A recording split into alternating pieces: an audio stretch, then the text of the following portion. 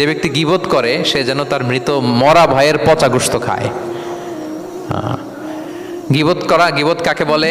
রাসূল সাল্লাল্লাহু আলাইহি ওয়াসাল্লাম বলেন, গীবত হচ্ছে যিকরুকা আখাকা বিমা ইয়াকরাহ, তোমার ভাইয়ের অনুপস্থিতিতে তোমার ভাই সম্পর্কে এমন কিছু বলা যেটা শুনলে সে অপছন্দ করে, এমন কিছু বলা যেটা শোনা সে পছন্দ করে না।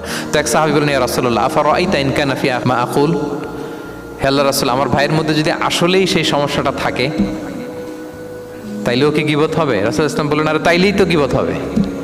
ওই দোষ যদি থাকে, ওটা তার অনুপস্থিতি যদি বলে বেড়াও তাইলেই তো গীবত হবে। আর ওই দোষ যদি না থাকে তাহলে তো অপবাদ হবে, এটা তো আরো বড় গুনাহ, ওটা তো বহতান।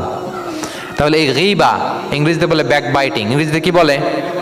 এই ব্যাক বাইটিং, চগলখড়ি বা পরনিন্দা আরবিতে বলে গীবাত। এই গীবত আমরা করব না।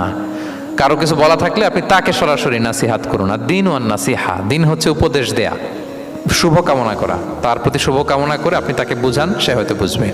কিন্তু আপনি তার অনুপস্থিতিতে তার নামে বাজে কথা, মন্দ কথা বলতে পারবেন, এটা অনেক বড় পাপ।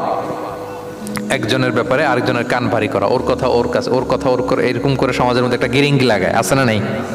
এটা হারাম।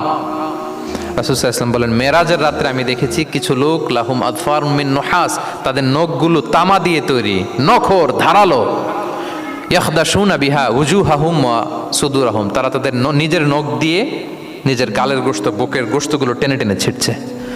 রাসূল সাল্লাল্লাহু আলাইহি ওয়াসাল্লাম জিবরাইল ইসলামকে বললেন, মানহুম ইয়া জিবরিল, জিবরিল কারা এরা, এত বড় শাস্তি? জিবরাইল ইসলাম বললেন, হুম আহলুল গীবা মিন উম্মাতিক, এরা হচ্ছে আপনার উম্মতের মধ্য থেকে তারা যারা গীবত করে। তারা কি করে? তাহলে গীবতের সাথে আমাদের কোনো সম্পর্ক, এটা থেকে আমাদেরকে বেঁচে থাকতে হবে।